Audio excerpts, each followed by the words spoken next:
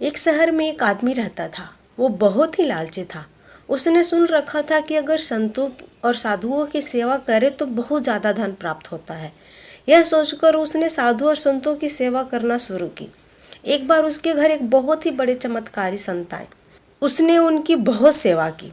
उसकी सेवा से खुश होकर उन संत ने उसे 4 दिए दिए और कहा, इसमें से एक दिया जला लेना और पूर्व दिशा की ओर चले जाना। जहाँ ये दिया बुझ जाए वहाँ की जमीन को खोद लेना, वहाँ तुम्हें काफ़ी धन मिलेगा।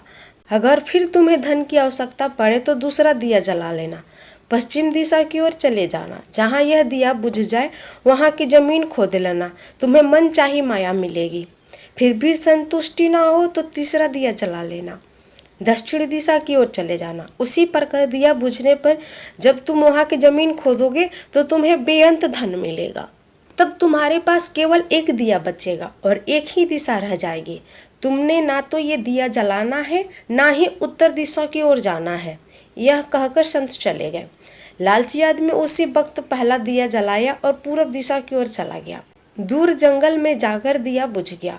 उस आदमी ने उस जगह को खोदा तो उसे पैसों से भरी गागर मिली। वो बहुत खुश हुआ। उसने सोचा, इस गागर को फिलहाल यहीं रहने देता हूँ, फिर कभी ले जाऊंगा। पहले मुझे जल्दी से पश्चिम दिशा वाला धन देख लेना चाहिए। यह सोचकर उसने दूसरे दिया जलाया और पश्चिम दिशा की ओर चल पड़ा। दूर एक उजाड़ा स्थान में जाकर दिया बुझ गया। वहां उस आदमी ने जब जमीन खोदी तो उसने सोने की मोहरों से भरी एक घड़ा मिला। उसने घड़े को यह सोचकर वहीं रहने दिया कि पहले दक्षिण दिशा में जाकर देख लेना चाहिए, जल्दी से जल्दी। ज्यादा से ज्यादा धन प्राप्त करने के लिए वो बेचैन हो गया। अगले दिन वह दक्षिण दिशा की ओर चल पड़ा। दिया एक मैदान में जाके बुझ गया। उसने वहां की जमीन खोदी तो उसे हीरे मोतियों की भरी एक पोटली मिली। वो आदमी आज बहुत खुश था।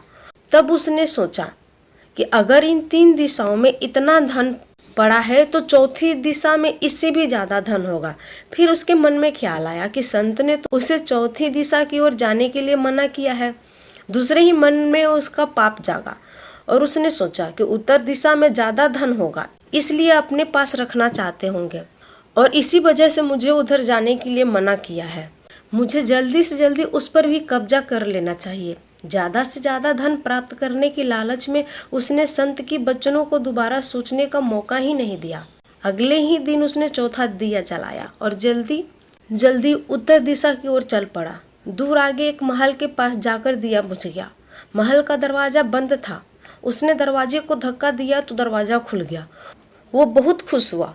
उसने मन ही मन सोचा कि ये महल उसके लिए ही है।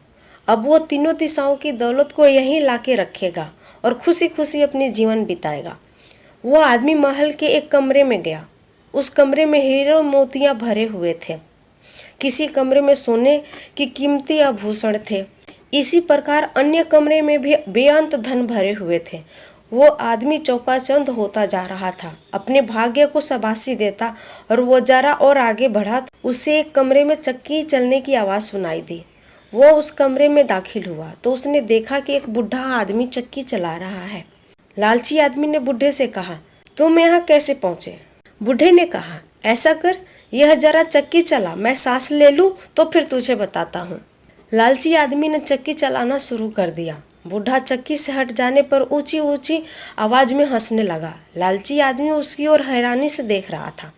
वो चक्की को बंद ही करने लगा था कि बूढ़े ने खबरदार करते हुए कहा, ना ना, चक्की चलाना बंद ना करना। फिर बूढ़े ने कहा, यह महल अब तुम्हारा है, पर हाँ, यह उतने देर ही खड़ा रहेगा जितना देर तू ये चक्की चलाता रहेगा। अगर चक्की चलानी बंद हुई तो ये महल गिर जाएगा और तू इसके नीचे दब के मर जाएगा। कुछ समय रुक कर बूढ़ा फिर कहने लगा, मैं भी तेरी तरह लालच करके संत के बातों को नहीं माना और मेरी सारी जवानी इस चक्की को चलाते हुए बीत गई। वह लालची आदमी अब बूढ़े के बात सुनकर रोने लगा। फिर कहने लगा, अब मेरा इस चक्की से छुटकारा कैसे होगा? बूढ़े ने कहा, जब तक मेरे और तेरे जैसा कोई लालची आदमी यहाँ ना आ जाए तब तक तुझे ये चक्की चलानी पड़ेगी। वो आदमी जोर जोर से रोने लगा। अपने लालच के वजह से अपने आप को कोस रहा था। अगर आपको ये कहानी पसंद आई हो तो प्लीज़ मेरे चैनल को लाइक करें, सब्सक्राइब करें और शेयर करें और हाँ, बेल आइकन दबाना बिल्कुल ना भूलें। Thank you very much.